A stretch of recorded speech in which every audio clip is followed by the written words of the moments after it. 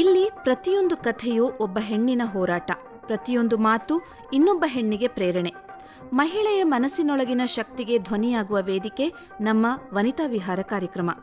ಇವತ್ತಿನ ಕಾರ್ಯಕ್ರಮದಲ್ಲಿ ಕಥೆಗಳನ್ನು ಕಣ್ಣಲ್ಲಿ ಕಟ್ಟುವ, ಭಾವನೆಗಳಿಗೆ ರೂಪ ನೀಡುವ, ಸೃಜನಶೀಲತೆಯ ಮೂಲಕ ಸಮಾಜವನ್ನು ಸ್ಪರ್ಶಿಸುವ ಒಬ್ಬ ವಿಶೇಷ ವ್ಯಕ್ತಿಯ ಜೊತೆ ಸಂಭಾಷಣೆ ನಡೀತಾ ಇದೆ. ಮಕ್ಕಳ ಭಾವಲೋಕವನ್ನು, ಸೈನಿಕನ ಕುಟುಂಬದ ನೋವು ನಲಿವನ್ನು ಬೆಳ್ಳಿತೆರೆಯ ಮೇಲೆ ಅದ್ಭುತವಾಗಿ ಚಿತ್ರಿಸಿದ ನಿರ್ದೇಶಕಿ ಇವರು. ತಮ್ಮ ಚೊಚ್ಚಲ ಚಿತ್ರ ದಿ ಜರ್ನಿ ಆಫ್ ಬೆಳ್ಳಿ ಮೂಲಕ ಸಿನಿ ಪ್ರೇಕ್ಷಕನ ಗಮನ ಸೆಳೆದಿರುವ ಪ್ರತಿಭಾವಂತ ನಿರ್ದೇಶಕಿ ಗೌರಿ ಶ್ರೀನಿವಾಸ್ ನಮ್ಮ ಕಾರ್ಯಕ್ರಮದ ವಿಶೇಷ ಅತಿಥಿ ಇಂದು. ಗೌರಿ ಶ್ರೀನಿವಾಸ್ ಅವರೇ, ನಮ್ಮ ಕಾರ್ಯಕ್ರಮಕ್ಕೆ ಸ್ವಾಗತ. ನಮಸ್ಕಾರ. ನಮಸ್ಕಾರ.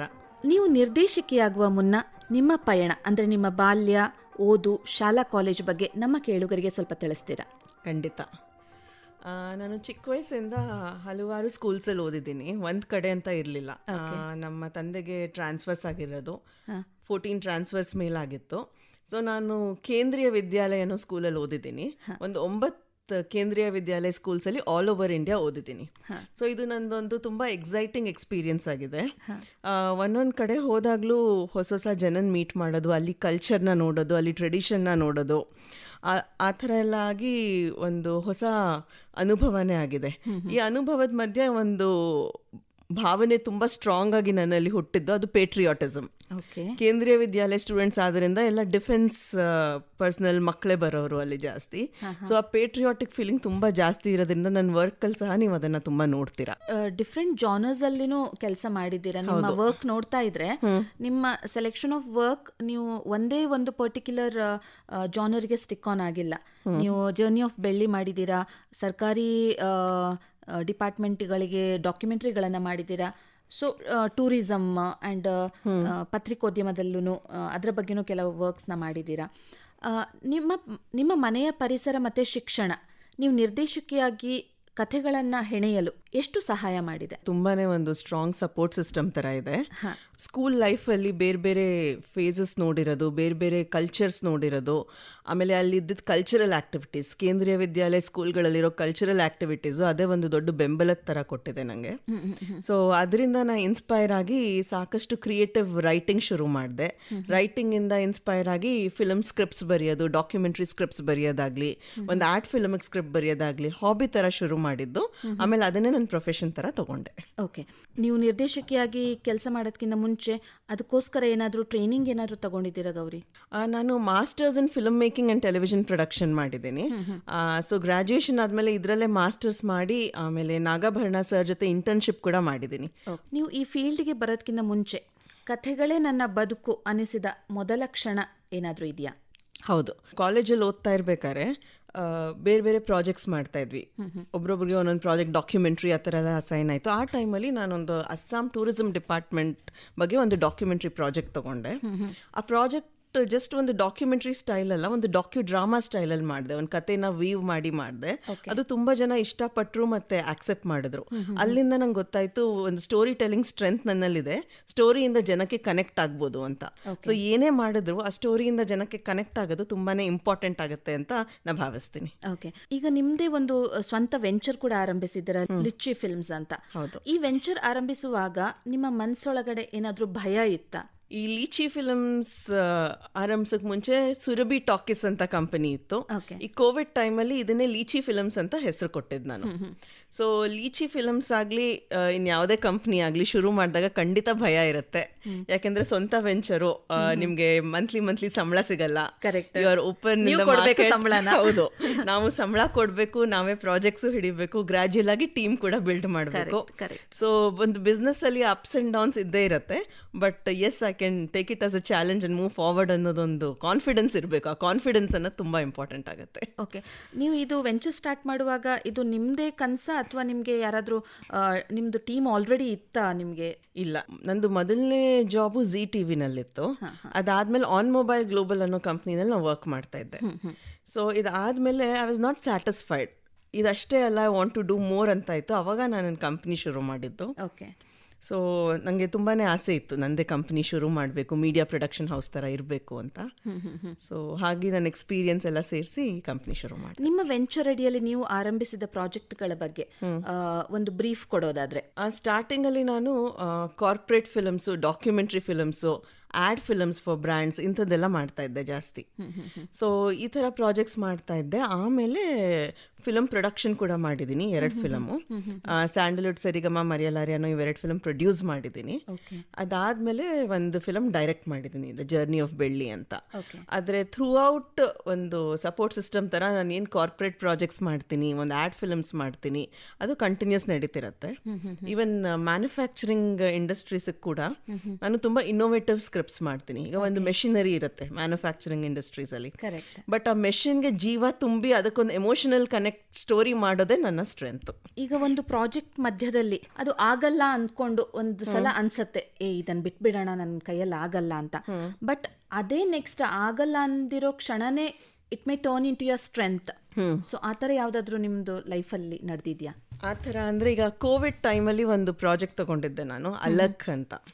ಅದು ತುಂಬ ಟಫ್ ಪೀರಿಯಡ್ ಇತ್ತು, ಜನನ್ ಸೇರ್ಸೋದೇ ತುಂಬ ಕಷ್ಟದ ಟೈಮು. ಅಂಥ ಟೈಮಲ್ಲಿ ಮಾಡಿದ ಪ್ರಾಜೆಕ್ಟು ಮಾಡೋಕ್ಕೆ ತುಂಬ ಆಸೆ, ಬಟ್ ಸಿಚುವೇಶನ್ನು ಸಾಕಷ್ಟು ಚಾಲೆಂಜಸ್ ತಂದುಕೊಡ್ತಾ ಆ ಟೈಮಲ್ಲಿ. ಓಕೆ. ಸೊ ಅಲಕ್ಕನ್ನು ಶೂಟ್ ಮಾಡೋವಾಗ ಜನನ ಸೇರ್ಸೋದಾಗಲಿ, ಲೊಕೇಶನ್ಸ್ ನೋಡೋದು, ಆಮೇಲೆ ಕೋವಿಡ್ ಪ್ರೋಟೋಕಾಲ್ಸ್ ಫಾಲೋ ಮಾಡಿಕೊಂಡು ಶೂಟ್ ಮಾಡೋದು, ಇದೆಲ್ಲ ಸಾಕಷ್ಟು ಒಂದು ಚಾಲೆಂಜಿಂಗಾಗಿ ತೊಗೊಂಡು ಮಾಡಿದೆ. ಇದನ್ನೊಂದು ಟಫ್ ಪ್ರಾಜೆಕ್ಟ್ ಅಂತಲೇ ಹೇಳ್ಬೋದು ನಾನು. ಓಕೆ. ನಿಮಗೆ ಈ ಚಂದೇರಿ ಹ್ಯಾಂಡ್ಲೂಮ್ಸ್ ಬಗ್ಗೆ ಪ್ರಾಜೆಕ್ಟ್ ಮಾಡೋ ಅಪರ್ಚುನಿಟಿ ಹೇಗೆ ಸಿಕ್ತು ಮೇಡಮ್? ನಾನು ಬೇರೆ ಬೇರೆ ಕಡೆ ಕಾನ್ಸೆಪ್ಟ್ಸ್ ಕಳಿಸ್ತಿರ್ತೀನಿ, ಕ್ರಿಯೇಟ್ ಮಾಡಿ ಇನ್ನೋವೇಟಿವ್ ಐಡಿಯಾಸ್ ಆ ಥರ. ಸೊ ಇದು ಮಧ್ಯಪ್ರದೇಶ್ ಟೂರಿಸಂ ಡಿಪಾರ್ಟ್ಮೆಂಟ್ಗೂ ನಾನು ಕಳಿಸ್ದೆ ಒಂದು ಐಡಿಯಾ ಕಾನ್ಸೆಪ್ಟ್ ನೋಡಿ, ಈ ಥರ ಮಾಡ್ಬೋದು, ಈ ಥರ ಐಡಿಯಾ ಇದೆ ಅಂತ. ಸೊ ಅವ್ರಿಗೆ ಇಷ್ಟ ಆಗಿ ಒಂದು ಕೊಲಾಬ್ರೇಷನ್ ಥರ ಕರೆದು ಹಾಗಾಗಿ ಇದು ಎಕ್ಸಿಕ್ಯೂಟ್ ಮಾಡಿದೆ. ಅಲ್ಲಿ ವೀವರ್ಸ್ ಏನಿದ್ದಾರೆ ಅವರ ಸ್ಟೋರಿ ತಗೊಂಡು ಅದೇ ಒಂದು ದೊಡ್ಡ ಸ್ಟ್ರೆಂತ್. ವೀವರ್ಸ್ ಇನ್ ಜರ್ನಿ ಆಗಲಿ, ಹೇಗೆ ಒಂದು ಸ್ಯಾರಿ ಮಾಡ್ತಾರೆ, ಆ ಫ್ಯಾಬ್ರಿಕ್ ಹೇಗೆ ಕ್ರಿಯೇಟ್ ಮಾಡ್ತಾರೆ. ಸೊ ಹೇಗೆ ಅಂದರೆ ಒಂದು ಸ್ಯಾರಿ ಮಾಡೋಕ್ಕೆ 1 ತಿಂಗಳು ತಗೋತಾರೆ, ಪಿಟ್ ಲೂಮ್ಸ್ ಅಂತ ಇದೆ. ಸೊ ಫುಲ್ ಫಿಸಿಕಲ್ ವರ್ಕ್ ಅದು. ಸೊ ಆ ಥರ ಮಾಡೋ ಕಾನ್ಸೆಪ್ಟ್ ಬಗ್ಗೆ ಒಂದು ಎಮೋಷನಲ್ ಸ್ಟೋರಿ ವೀವ್ ಮಾಡಿ, ವೀವರ್ಸ್ ಕಥೆನ, ಅವ್ರ ಪೇಯ್ನು, ಅವರ ಜರ್ನಿನ ತಗೊಂಡು ಮಾಡಿರೋ ಕಥೆ ಇದು. ಸೊ ತುಂಬ ಬ್ಯೂಟಿಫುಲ್ ಆಗಿ ಮೂಡ್ ಬಂದಿದೆ. ಒಂದು ಕತೆ ಹೆಣಿಯೋಕ್ಕೆ ನೀವು ಎಷ್ಟು ಗ್ರೌಂಡ್ ವರ್ಕ್ ಮಾಡ್ತೀರಾ ಮತ್ತು ಎಷ್ಟು ಸಮಯ ತಗೊಳತ್ತೆ ಒಂದು ಗ್ರೌಂಡ್ ವರ್ಕಿಗೆನೆ? ಈಗ ಫಾರ್ ಎಕ್ಸಾಂಪಲ್ ಒಂದು ಡಾಕ್ಯುಮೆಂಟ್ರಿ ಫಿಲಮ್ ಆದರೆ ರಿಸರ್ಚ್ ವರ್ಕ್ಗೆ 1 ತಿಂಗಳಿಗಿಂತ ಜಾಸ್ತಿ ತಗೋತೀನಿ, ಮಿನಿಮಮ್ ಟೈಮ್ ಅಷ್ಟು ಬೇಕಾಗುತ್ತೆ. ಅದಾದ್ಮೇಲೆ ಸ್ಕ್ರಿಪ್ಟ್ ವರ್ಕ್ ಎಲ್ಲ ಶುರು ಆಗುತ್ತೆ. ಸೊ ಪ್ರೀ ಪ್ರೊಡಕ್ಷನಲ್ಲಿ ಸುಮಾರು ಟೈಮ್ ಕೊಡ್ತೀನಿ. ಫೀಚರ್ ಫಿಲಮ್ಸ್ ಆದರೆ ಆಲ್ಮೋಸ್ಟ್ 8 ತಿಂಗಳಿಂದ 1 ವರ್ಷನೇ ಪ್ರೀ ಪ್ರೊಡಕ್ಷನ್ ಟೈಮ್ ಕೊಡ್ತೀನಿ ನಾನು. ರಿಸರ್ಚ್ ಆಗಲಿ, ಅದೇ ಸ್ಕ್ರಿಪ್ಟ್ ಆಗಲಿ, ಅದರ ಇನ್ ಡೆಪ್ತ್ ತಿಳ್ಕೊಳ್ಳೋದು ಒಂದೊಂದು ಆಸ್ಪೆಕ್ಟ್ ಬಗ್ಗೆನೂ, ಒಂದು ಕಾಸ್ಟ್ಯೂಮಿಂದ ಹಿಡಿದು ಒಂದು ಡೈಲೆಕ್ಟ್ ಬಗ್ಗೆನೂ ತುಂಬ ಇಂಪಾರ್ಟೆನ್ಸ್ ಕೊಡಬೇಕಾಗತ್ತೆ ಒಂದು ಫೀಚರ್ ಫಿಲಮಲ್ಲಿ. ಓಕೆ. ಈಗ ಸಿನಿಮಾ ರಂಗ ಅಂದರೆ ತುಂಬ ಜನ ನಟನೆ ಕಡೆ ಜಾಸ್ತಿ ಒಲವು ತೋರಿಸ್ತಾರೆ, ಪ್ರೊಡಕ್ಷನ್ ಕಡೆ ಜಾಸ್ತಿ ಒಲವು ಕೊಡ್ತಾರೆ. ನಿರ್ದೇಶಕಿಯಾಗಿ ನೀವು ತೆಗೆದುಕೊಂಡಿರೋ ಚಾಲೆಂಜ್ ಇಸ್ ಬಿಟ್ ಏನು ಹೇಳ್ತಾರೆ, ಹೆಕ್ಟಿಕ್ ಅನ್ಸುತ್ತೆ. ಸೊ ನಿಮಗೆ ಅದು ಮ್ಯಾನೇಜ್ ಮಾಡೋಕ್ಕೆ ಹೇಗೆ ಸಾಧ್ಯ ಆಗ್ತಾ ಇದೆ? Where there is a will, there is a way ಅಂತಾರಲ್ಲ. It's not only the will, it's also my passion. So ಒಂದು ಕತೆ ಹೆಣ್ದು ರೆಡಿ ಆದಾಗ ಕತೆನ ಅದನ್ನ ಎಕ್ಸಿಕ್ಯೂಟ್ ಮಾಡೋಕ್ಕೆ ಏನೇನು ಬೇಕು ಮಾಡಬೇಕು. ಅದೊಂದು ದೊಡ್ಡ ಟೀಮ್ ಕಟ್ಟಬೇಕು, ಅಷ್ಟು ಟೀಮ್ ಜೊತೆ ಕೋಆರ್ಡಿನೇಟ್ ಮಾಡಿ ಮಾಡಬೇಕು. ಇಟ್ಸ್ ಅ ಟೀಮ್ ವರ್ಕ್ ಅಂತಾನೆ ಹೇಳ್ಬೋದು, ನಾವು ಒಬ್ಬಳೇ ಮಾಡಲ್ಲ. But yes, as a leader of the ship ಒಟ್ಟಿಗೆ ಎಲ್ಲಾನು ಕರ್ಕೊಂಡು ಹೋಗ್ತೀನಿ. ಎಲ್ಲರ ಕಾಂಟ್ರಿಬ್ಯೂಷನ್ ಖಂಡಿತ, ಆದರೆ ಎಲ್ಲರ ಕಾಂಟ್ರಿಬ್ಯೂಷನು ಅಷ್ಟೇ ಇಂಪಾರ್ಟೆಂಟ್ ಇರುತ್ತೆ. ಒಂದು ಡೈರೆಕ್ಷನ್ ಮಾಡ್ಬೇಕಾದ್ರೆ ತುಂಬ ಜನ ಕೈ ಜೋಡಿಸಿರ್ತಾರೆ, ನಾನು ಒಬ್ಳದೇ ರೋಲ್ ಇರಲ್ಲ ಅದರಲ್ಲಿ. ಓಕೆ. ಎಸ್, ನಂದೊಂದು ವಿಷನ್ ಖಂಡಿತ ಇರುತ್ತೆ. ನಿಮ್ಮ ಟೀಮ್ ಇದಕ್ಕೆ ಸಹಾಯ ಹೆಂಗೆ, ಸಪೋರ್ಟಿವ್ ಆಗಿ ಹೆಂಗೆ ನಿಲ್ತಾ ಇದೆ ನಿಮ್ಮ ಬೆಂಬಲವಾಗಿ? ತುಂಬ ಒಳ್ಳೆ ಟೆಕ್ನಿಕಲಿ ಸ್ಟ್ರಾಂಗ್ ಟೀಮ್ ಇದೆ. ಈವನ್ ಕ್ರಿಯೇಟಿವ್ಲಿ ತುಂಬ ಕಾಂಟ್ರಿಬ್ಯೂಟ್ ಮಾಡ್ತಾರೆ ಎಲ್ಲರೂ. ಟೆಕ್ನಿಕಲ್ ಟೀಮ್ ಅವರು ಕ್ರಿಯೇಟಿವ್ ಇನ್ಪುಟ್ಸ್ ಕೊಡ್ತಾರೆ. ಆ ಥರ ತುಂಬಾ ಆಕ್ಟಿವ್ ಟೀಮ್ ಇದೆ ನಂದು. ಸೊ ಏನೇ ಪ್ರಾಜೆಕ್ಟ್ ಮಾಡಿದ್ರು we set as a group, we discuss. ನಂದೊಂದು ಕತೆ ರೆಡಿ ಆದಮೇಲೆ, ಒಂದು ಸೀನ್ ಬಂದಮೇಲೆ ಅದನ್ನು ಹೆಂಗೆ ಶೂಟ್ ಮಾಡ್ಬೋದು, ಈ ಥರ ಡಿಸ್ಕಸ್ ಮಾಡಿ ಒಂದು ಟೀಮ್ ವರ್ಕ್ ಥರ ಮಾಡ್ತೀವಿ. ಓಕೆ. ಈಗ ಒಂದು ಕಥೆಯ ಒಂದು ಮೊದಲ ಐಡಿಯಾ ಬರುತ್ತೆ ನಿಮಗೆ, ಇದರ ಬಗ್ಗೆ ಸ್ಟೋರಿ ಮಾಡಬೇಕು ಅಂತ ಹೇಳಿ, ಅದು ಇಂಟ್ರೆಸ್ಟಿಂಗ್, ಅದು ನಿಮಗೆ ಜಾಸ್ತಿ ಇಂಟ್ರೆಸ್ಟಿಂಗ್ ಆಗಿರುತ್ತಾ ಅಥವಾ ಫೈನಲ್ ಕಟ್ ನೋಡೋ ಕ್ಷಣ ಜಾಸ್ತಿ ಇಂಟ್ರೆಸ್ಟಿಂಗ್ ಆಗಿರೋದು? ಇದು ತುಂಬಾ ಡಿಫಿಕಲ್ಟ್ ಕ್ವೆಶ್ಚನ್. ಕತೆ ಬಂದ್ರೆ ಒಂದು ಉತ್ಸಾಹ ಬರುತ್ತೆ, ನನಗೆ ತುಂಬಾ ಒಳ್ಳೆ ಕಥೆ ಸಿಕ್ಕಿದೆ, ಇದಕ್ಕೆ ಸಿನಿಮಾ ಮಾಡೋಣ ಈಗ ಅಂತ ಒಂದು ಉತ್ಸಾಹ ಖಂಡಿತ ಬರುತ್ತೆ. ಬಟ್ ಆ ಉತ್ಸಾಹ ಬಂದ ಮೇಲೆ ಸಿಕ್ಕಾಪಟ್ಟೆ ಕೆಲಸ ಇರುತ್ತೆ, ಗ್ರೌಂಡ್ ವರ್ಕ್ ಇರುತ್ತೆ, ರಿಸರ್ಚ್ ವರ್ಕ್ ಇರುತ್ತೆ, ಎಕ್ಸಿಕ್ಯೂಷನ್ ಮಾಡೋದಿರುತ್ತೆ. ಸೊ ಅದೆಲ್ಲ ಮಾಡಿದ್ಮೇಲೆ ಫೈನಲ್ ಔಟ್ಪುಟ್ ಏನ್ ನೋಡ್ತೀವಿ ಅದ್ರಲ್ಲಿ ಆಗೋ ಸಂತೋಷ ಏನಿರುತ್ತೆ ಅದಕ್ಕೆ ವರ್ಡ್ಸೇ ಇಲ್ಲ ಹೇಳಕ್ಕೆ. ಹೌದು, ಆಮೇಲೆ ಈ ಫಿಲ್ಮ್ ಫೀಲ್ಡ್ ಅಲ್ಲಿ ಎಂಡ್ ರಿಸಲ್ಟ್ ಅನ್ನೋದಕ್ಕಿಂತ ಅದು ರಿಲೀಸ್ ಆಗತ್ತಲ್ಲ, ಆಗಾಗೋ ಸಂತೋಷ ಅದು ನೆಕ್ಸ್ಟ್ ಲೆವೆಲ್ ಆಗುತ್ತೆ. ಆಂಗ್ಸೈಟಿ ಕೂಡ ಇರುತ್ತಲ್ಲ. ಹೌದು, ಹೆಂಗ್ ತಗೋತಾರೆ. ಜರ್ನಿ ಆಫ್ ಬೆಳ್ಳಿ ಅನ್ನೋ ಫಿಲಮ್ ಏನಿದೆ, ಒಂದು 9 ವರ್ಷದ ಮಗು ಪರ್ಸ್ಪೆಕ್ಟಿವ್ ಇಂದ ತೆಗ್ದಿರೋ ಫಿಲಮ್ ಅದು ಚಿಲ್ಡ್ರನ್ಸ್ ಫಿಲಮ್ ಕ್ಯಾಟಗರಿಗೆ ಬರುತ್ತೆ. It's full length feature film. So ಈ 9 ವರ್ಷದ ಮಗಳು ಅವ್ರ ಅಪ್ಪ ಸೋಲ್ಜರ್ ಆಗಿರ್ತಾನೆ, ಹೆಂಗೆ ಅಪ್ಪನ್ನ ಮಿಸ್ ಮಾಡ್ಕೋತಾಳೆ. 9 ವರ್ಷದ ಮಗಳು ಸೋಲ್ಜರ್ ಅಂದ್ರೆ ಏನು ಅವಳಿಗೆ, for a 9-year-old girl Har perspective is different. Birthday ದಿನ ಅಪ್ಪ ಜೊತೆ ಇಲ್ಲ, ಏನೋ ಪ್ರಾಬ್ಲಮ್ ಆಯ್ತು ಅಪ್ಪ ಇಲ್ಲ, ಸ್ಕೂಲಲ್ಲಿ ಏನೋ ಟೀಚರ್ ಬೈದ್ರು ಅಪ್ಪ ಇಲ್ಲ, ಪೇರೆಂಟ್ಸ್ ಅಪ್ಪ ಬರುವಾಗ ಹೌದು ಆ ತರ ಫೀಲಿಂಗ್ಸ್, ಯಾವ ಸಂದರ್ಭದಲ್ಲೂ ಅಪ್ಪ ಜೊತೆ ಇಲ್ಲ. ಬೇರೆಯವರೆಲ್ಲ ನೋಡಿದ್ರೆ ಓ ಅಪ್ಪ ಸೋಲ್ಜರ್ ಅಂತಿದ್ದಾರೆ, ಇಲ್ಲ. ಸೊ ಅವಳಿಗೆ ಆ ಭಾವನೆಯಿಂದ ಒಂದು ಟ್ರಾನ್ಸ್ಫಾರ್ಮೇಶನ್, ಅಪ್ಪನ ಕೆಲಸದ ಮೇಲೆ ಹೆಮ್ಮೆ ಹೇಗ್ ಬರುತ್ತೆ. ಸೊ ಆ ಜರ್ನಿ ಆಫ್ ಬೆಳ್ಳಿ, ಫುಲ್ ಲೈಫ್ ಜರ್ನಿ ತರ ಅದು. ಓಕೆ, ನಿಮ್ಮ ಚಿತ್ರಗಳು ನಿಮ್ಮಲ್ಲಿ ಯಾವ ರೀತಿಯ ಬದಲಾವಣೆಗಳನ್ನು ತಂದಿದೆ? ಮತ್ತೆ ನೀವೊಂದು ಫಿಲ್ಮ್ ಮಾಡುವಾಗ ನನ್ನ ಪ್ರೇಕ್ಷಕನಲ್ಲಿ ಈ ತರದ ಚೇಂಜ್ ಆಗಬೇಕು, ಬದಲಾವಣೆ ಉಂಟಾಗಬೇಕು ಅನ್ನೋ ಕಾನ್ಸೆಪ್ಟಿಂದ ಫಿಲ್ಮ್ ಮಾಡ್ತೀರಾ? ಈ ಫೀಲ್ಡ್ ನನಗೆ ತುಂಬ ಕಲಿಸಿದೆ, ಪ್ರತಿದಿನ ಕಲಿಯೋದಿನ. ಆಮೇಲೆ ಪ್ರತಿ ವ್ಯಕ್ತಿ, ಒಬ್ಬರು ಲೈಟ್ ಮೆನ್ ಆಗಿರ್ಬೋದು, ಒಬ್ಬರು ಮೇಕಪ್ ಮೆನ್ ಆಗಿರ್ಬೋದು, ಒಬ್ಬರು ಆರ್ಟಿಸ್ಟ್ ಆಗಿರ್ಬೋದು, ಒಬ್ಬರು ಟೆಕ್ನಿಕಲ್ ಟೀಮ್ ಸ್ಟಾಫ್ ಆಗಿರ್ಬೋದು, ಎಲ್ಲರಿಂದ ಕಲಿಯೋಕ್ಕೆ ತುಂಬ ಇರುತ್ತೆ. ಸೊ ಈ ಫೀಲ್ಡ್ ನಿಮಗೆ ತುಂಬ ಡೌನ್ ಟು ಅರ್ತ್ ಮಾಡುತ್ತೆ. ಒಂದು ತುಂಬ ಹಂಬಲ್ ಆಗಿ ಹೇಗೆ ನೀವು ನಡ್ಕೋಬೇಕು ಅನ್ನೋದು ತುಂಬ ಚೆನ್ನಾಗಿ ಕಲಿಸುತ್ತೆ ಈ ಫೀಲ್ಡು. ಅದೊಂದು ನಾನು ತಿಳ್ಕೊಂಡಿದ್ದೀನಿ. ಆಮೇಲೆ ಎಲ್ಲರ ಜೊತೆ ಒಂದು ಟೀಮ್ ವರ್ಕ್ ಮಾಡಿದಾಗ each day you grow as a person. So it's the biggest contribution from this field what I've got. Every day is a learning day. It contributes for personal growth. Personal growth, ಹೌದು. ಎಲ್ಲರಿಂದನೂ ಕಲಿಯೋಕ್ಕೇನೋ ಒಂದು ಸಿಗುತ್ತೆ ನಿಮಗೆ. ಮತ್ತೆ ನೀವು ಪ್ರೇಕ್ಷಕನಿಂದ ಏನು expect ಮಾಡ್ತೀರಾ? ಈಗ ಒಂದು ಫಿಲಮ್ ಅಂದರೆ ಏನೋ ಒಂದು ಮೆಸೇಜ್ ಇರುತ್ತೆ. ನಾವು ಡೈರೆಕ್ಟಾಗಿ ಮೆಸೇಜ್ ಹೇಳಿದ್ರು ಒಂದು ಕಥೆನಲ್ಲಿ ಒಂದು ಮೆಸೇಜ್ ಇರುತ್ತೆ. ಆ ಮೆಸೇಜ್ ತಿಳ್ಕೊಂಡು ಒಂದು ಸೋಷಿಯಲ್ ಚೇಂಜಸ್ ತಂದರೆ ಅದೊಂದು ಸಂತೋಷ. ಇನ್ನೊಂದು ಅವ್ರ ಎಂಟರ್ಟೈನ್ಮೆಂಟ್ ಖಂಡಿತ ಇದೆ ಫಿಲಮು. ಓಕೆ ಮೇಡಮ್, ನೀವು ಸರ್ಕಾರಿ ಡಾಕ್ಯುಮೆಂಟ್ರಿಗಳನ್ನು ಮಾಡಿದ್ದೀರಾ, ಆಯಿತಾ? ಬಟ್ ಏನಂದರೆ ಇಲ್ಲಿ ಸರ್ಕಾರಿ ಡಾಕ್ಯುಮೆಂಟ್ರಿಗಳನ್ನು ಮಾಡುವಾಗ ಅಲ್ಲಿ ಸ್ಟ್ಯಾಟಿಸ್ಟಿಕ್ಸ್ ಇಂಪಾರ್ಟೆಂಟ್ ಆಗುತ್ತೆ, ಮಾಹಿತಿ ಆಧಾರಿತವಾಗಿರುತ್ತೆ ಡಾಕ್ಯುಮೆಂಟ್ರಿಗಳು. ಸೊ ವೆರಾಸ್ ನೀವು ಒಂದು ಫಿಲ್ಮ್ ಮಾಡುವಾಗ ಅದರಲ್ಲಿ ಭಾವನೆಗಳು, ಇಮೋಷನ್ಗಳನ್ನ ತುಂಬಬೇಕಾಗತ್ತೆ. ಬಟ್ ಸರ್ಕಾರಿ ಡಾಕ್ಯುಮೆಂಟ್ರಿಗಳು ನೋಡೋಕ್ಕೂ ಒಂದು ಇಮೋಷನ್ಸ್ ಬೇಕು, ಇಮೋಷನಲಿ ಕನೆಕ್ಟ್ ಆಗಬೇಕು ಪ್ರೇಕ್ಷಕರು. ಅದರಲ್ಲಿ ನೀವು ಹೇಗೆ ಭಾವನೆಗಳನ್ನು ತುಂಬ್ತೀರಾ? ಈಗ ಫಾರ್ ಎಕ್ಸಾಂಪಲ್ ಒಂದು ದೇವಸ್ಥಾನದ ಬಗ್ಗೆ ಡಾಕ್ಯುಮೆಂಟ್ರಿ ಮಾಡಿದ್ರೆ ಒಂದು ಹಿಸ್ಟ್ರಿ ಕನೆಕ್ಟೆಡ್ ಇರುತ್ತೆ. ಆ ಹಿಸ್ಟ್ರಿನಲ್ಲಿ ಕೆಲವು ಕ್ಯಾರೆಕ್ಟರ್ಸ್ ಕನೆಕ್ಟೆಡ್ ಆಗಿರ್ತಾರೆ, ಮತ್ತು ಒಂದು ಭಾವನೆ ಕೂಡ ಕನೆಕ್ಟೆಡ್ ಆಗಿರುತ್ತೆ. ಸೊ ಆ ಸ್ಕ್ರಿಪ್ಟ್ ಮಾಡೋವಾಗ್ಲೇ ಆ ಭಾವನೆ ಮತ್ತು ಹಿಸ್ಟಾರಿಕಲ್ ಆಸ್ಪೆಕ್ಟ್ಸ್ ಏನಿದೆ ಅದನ್ನು ತಗೊಂಡು ಸ್ಕ್ರಿಪ್ಟ್ ಮಾಡಿ ಜನಕ್ಕೆ ಇವತ್ತು ಯಾವ ಥರ ಕನೆಕ್ಟ್ ಆಗ್ತಾರೆ ಅದನ್ನು ನೋಡಿ ಮಾಡಿದ್ರೆ ಜನ ಖಂಡಿತ ಕನೆಕ್ಟ್ ಆಗ್ತಾರೆ. ಅದು ಎಮೋಷನಲ್ ಕನೆಕ್ಷನ್ ತುಂಬ ಇಂಪಾರ್ಟೆಂಟ್ ಆಗುತ್ತೆ, ಅದು ಡಾಕ್ಯುಮೆಂಟ್ರಿ ಆಗಲಿ ಫೀಚರ್ ಫಿಲ್ಮ್ ಆಗಲಿ. ಸೊ ನೀವು ಅದನ್ನು ಬ್ಯಾಲೆನ್ಸ್ ಮಾಡ್ತೀರಾ? ಖಂಡಿತ. ಅನೆಕ್ಡೋಟಲ್ ರೆಫರೆನ್ಸಸ್ ಮತ್ತೆ ಸ್ಟ್ಯಾಟಿಸ್ಟಿಕ್ಸು ಅಂಡ್ ಇಮೋಷನಲ್ ಕನೆಕ್ಟ್ ನ ಬ್ಯಾಲೆನ್ಸ್ ಮಾಡಿ. Definitely, yes. ಓಕೆ, ಒಂದು ಪ್ಲೇಸಲ್ಲಿ ಶೂಟ್ ಮಾಡ್ತಿದ್ದೀರಾ, ದೇವಸ್ಥಾನ ಇರ್ಬೋದು, ಒಂದು ಇಂಡಸ್ಟ್ರಿಯಲ್ ಏರಿಯಾ ಇರ್ಬೋದು, ಅಥವಾ ಒಂದು ಇನ್ಸ್ಟಿಟ್ಯೂಷನ್ ಇರ್ಬೋದು, ಓಕೆ ಆಯ್ತಾ? ಆಗ ಶೂಟ್ ಮಾಡ್ತಿರುವಾಗ ಒಂದು ನಿಮಿಷ ಪಾಸ್ ತಗೊಂಡು ಆ ಎನ್ವಿರಾನ್ಮೆಂಟ್ನ ಒಂದು ಎಂಜಾಯ್ ಮಾಡಿದ ಕ್ಷಣ ಇದೆಯಾ? ಯಾಕಂದರೆ ನೀವು director, like your work will be like just focused on one particular direction. ಒಬ್ಬ ವ್ಯಕ್ತಿನ ಡೈರೆಕ್ಟ್ ಮಾಡೋದು, ಒಂದು ಪ್ಲೇಸ್ನ ಶೂಟ್ ಮಾಡುವಾಗ ಇದನ್ನು ಫೋಕಸ್ ಮಾಡಿ, ಅದನ್ನು ತೆಗೀರಿ, ಈ ಆ್ಯಂಗಲಿಂದ ತೆಗೀರಿ ಅಂತ ಹೇಳ್ತೀರಾ. But no, let me stop the shoot and look into this particular environment or scene ಅನ್ನೋ ಅಂದಿರೋ ಕ್ಷಣ ಇದೆಯಾ ಯಾವುದಾದ್ರೂ? ನೋಡಿ, ನೀವು ಈ ಕ್ವೆಶ್ಚನ್ ಕೇಳ್ತಿದ್ದಾಗಲೇ ನಂಗೆ ಒಂದು ಸ್ಮೈಲ್ ಬರ್ತಾ ಇದೆ. ಓಕೆ, ಯಾಕೆ ಅಂದರೆ ನಂದು ಒಂದೊಂದು ಪ್ರಾಜೆಕ್ಟ್ನು ಒಂದು ಜರ್ನಿ ಥರ ನೋಡ್ತೀನಿ. I love travelling. ಸೊ ನಾನು ಒಂದೊಂದು ಪ್ರಾಜೆಕ್ಟು ನಾನು ಟ್ರಾವೆಲ್ ಥರನೇ ಟ್ರೀಟ್ ಮಾಡ್ತೀನಿ. ಓಕೆ. ಸೊ ನಾನು ಶೂಟ್ ಮಾಡೋವಾಗ ಶೂಟ್ನ ನಿಲ್ಲಿಸಿ ನೋಡಲ್ಲ, ಶೂಟಿಗೆ ಮುಂಚೆ, ಶೂಟ್ ಆದಮೇಲೆ ಲಂಚ್ ಬ್ರೇಕಲ್ಲಿ ಖಂಡಿತ ಜಾಗನ ಕಣ್ತುಂಬ ನೋಡ್ತೀನಿ. ಓಕೆ. ಆಮೇಲೆ ಒಂದು ಹೊಸ ಜಾಗ ನೋಡಿದ ಸಂತೋಷ ಆಗುತ್ತೆ. ಅದೊಂದು ಮ್ಯಾನುಫ್ಯಾಕ್ಚರಿಂಗ್ ಯೂನಿಟ್ಟೇ ಆಗ್ಬೋದು, ಒಂದು ದೇವಸ್ಥಾನನೇ ಆಗ್ಬೋದು, ಒಂದು ಇನ್ಸ್ಟಿಟ್ಯೂಷನ್ನೇ ಆಗ್ಬೋದು. ಸೊ ಎಷ್ಟು ಚೆನ್ನಾಗಿ ಅದು ಡೆವಲಪ್ ಮಾಡಿದ್ದಾರೆ, ಅಲ್ಲಿದು ಏನು ಅವರ ಸ್ಟ್ರಾಟಜೀಸ್ ಇದೆ, ಯಾವ ಥರ ನಡೆಸ್ತಿದ್ದಾರೆ ಒಂದು ಸಂಸ್ಥೆನ, ಅದನ್ನೆಲ್ಲ ನೋಡಿ ತುಂಬ ಖುಷಿ ಆಗುತ್ತೆ ನನಗೆ. So I call my every project as my journey. Okay. ಈಗ ವಾಸ್ತವ ಆಧಾರಿತ ಡಾಕ್ಯುಮೆಂಟ್ರಿಗಳು ಮತ್ತೆ ಕಲ್ಪನೆ ಫೀಚರ್ ಫಿಲ್ಮ್ಗಳು ನಿಮಗೆ ಯಾವುದು ಜಾಸ್ತಿ ಸವಾಲನ್ನು ಒಡ್ಡುವಂಥವು? ಒಂದು ಕಲ್ಪನೆಯಿಂದ ಸೃಷ್ಟಿಸಿ ಮಾಡಿರೋ ಫೀಚರ್ ಫಿಲ್ಮು ಯಾವಾಗಲೂ ಜಾಸ್ತಿ ಚಾಲೆಂಜಿಂಗ್ ಇರುತ್ತೆ. ಅದನ್ನು ಎಕ್ಸಿಕ್ಯೂಟ್ ಮಾಡಿ ತೆರೆ ಮೇಲೆ ತರೋ ಅಷ್ಟೊತ್ತಿಗೆ ಸಿಕ್ಕಾಪಟ್ಟೆ ಹಾರ್ಡ್ ವರ್ಕ್ ಹೋಗಿರುತ್ತೆ. ಒಂದು 2 years ಆಗುತ್ತೆ ಒಂದು feature film, normal simple feature ಫಿಲ್ಮ್ಗೆ.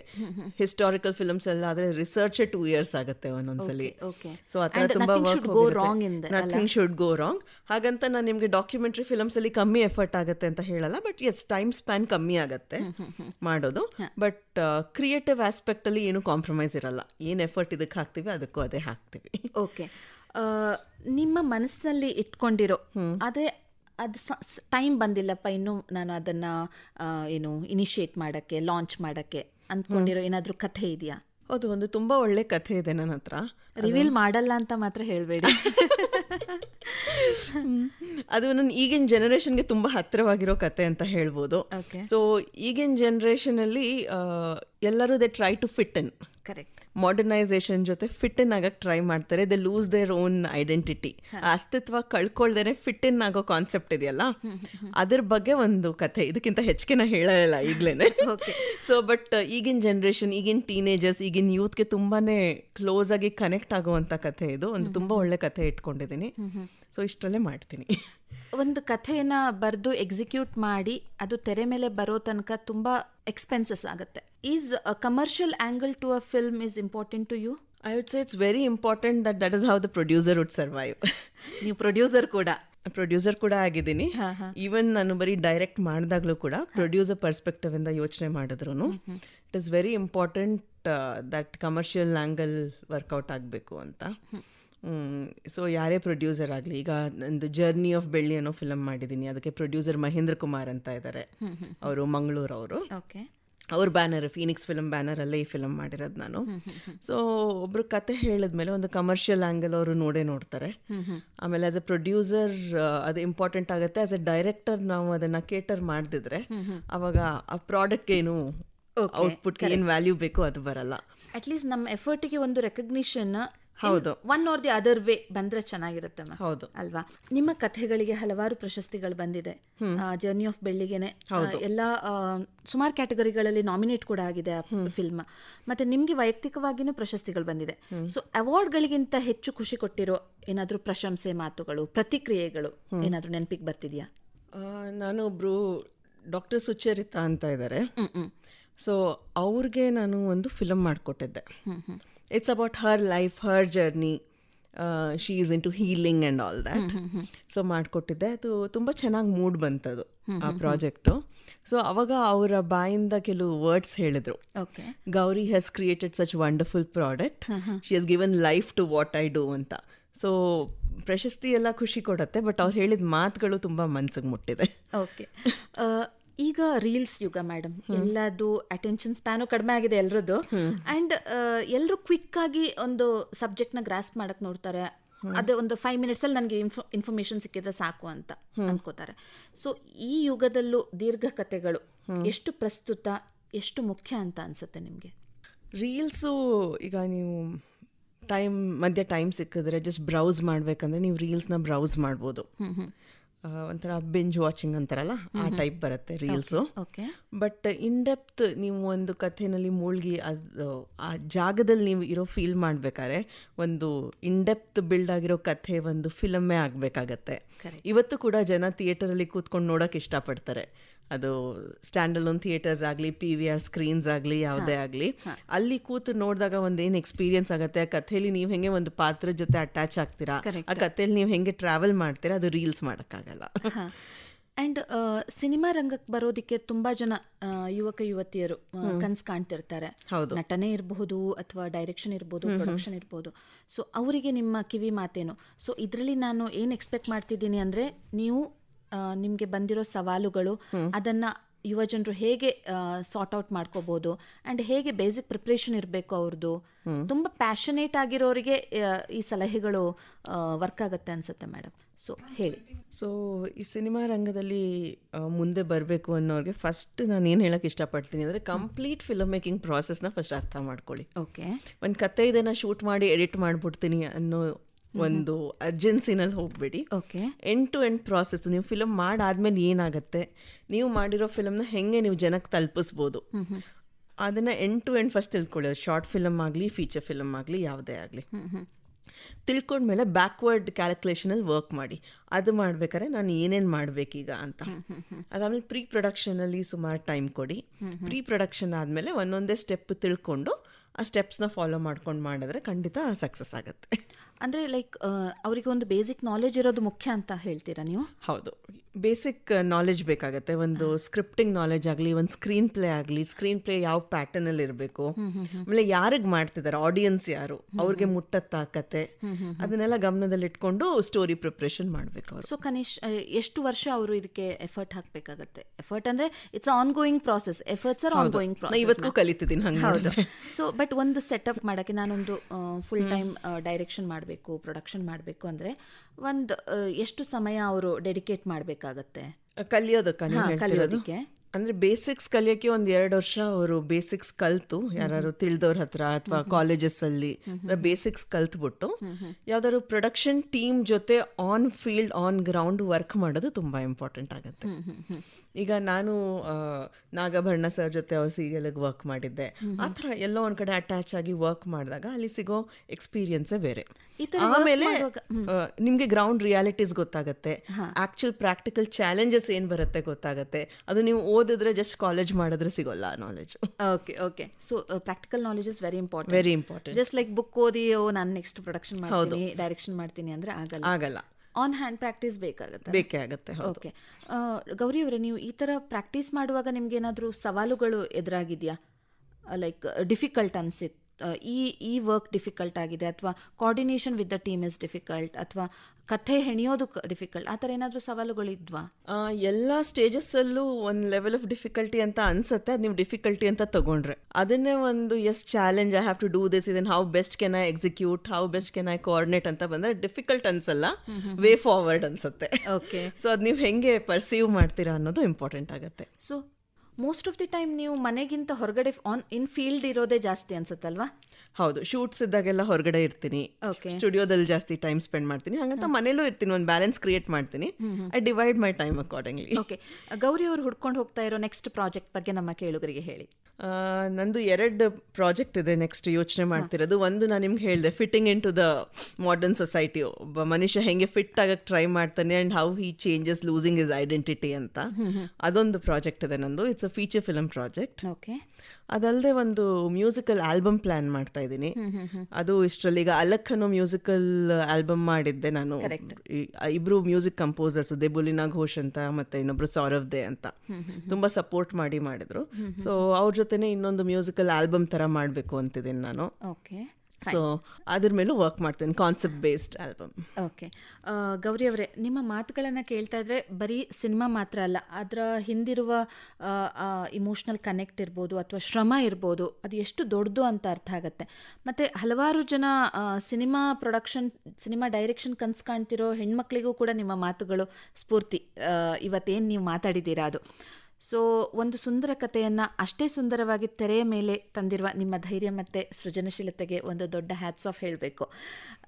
ನಮ್ಮ ಕಾರ್ಯಕ್ರಮದಲ್ಲಿ ಭಾಗವಹಿಸಿದ್ದಕ್ಕೆ ಧನ್ಯವಾದಗಳು. ನಮಸ್ಕಾರ and all the best for your future endeavours. ಈ ಆಪರ್ಚುನಿಟಿ ಕೊಟ್ಟಿದ್ದಕ್ಕೆ ತುಂಬ thank you madam. Thank you so much. It was my pleasure being here and speaking here with you. Thank you so much. Thank you. ಕೇಳುಗರೆ, ಇವತ್ತಿನ ವನಿತಾ ವಿಹಾರ ಕಾರ್ಯಕ್ರಮದಲ್ಲಿ ನಮ್ಮ ಜೊತೆ ಸಂಭಾಷಣೆಯಲ್ಲಿ ಭಾಗಿಯಾದವರು ಪ್ರತಿಭಾವಂತ ನಿರ್ದೇಶಕಿ, ದಿ ಜರ್ನಿ ಆಫ್ ಬೆಳ್ಳಿ ಮೂಲಕ ಸಿನಿ ಪ್ರೇಕ್ಷಕನ ಗಮನ ಸೆಳೆದಿರುವ ನಿರ್ದೇಶಕಿ ಗೌರಿ ಶ್ರೀನಿವಾಸ್ ಅವರು.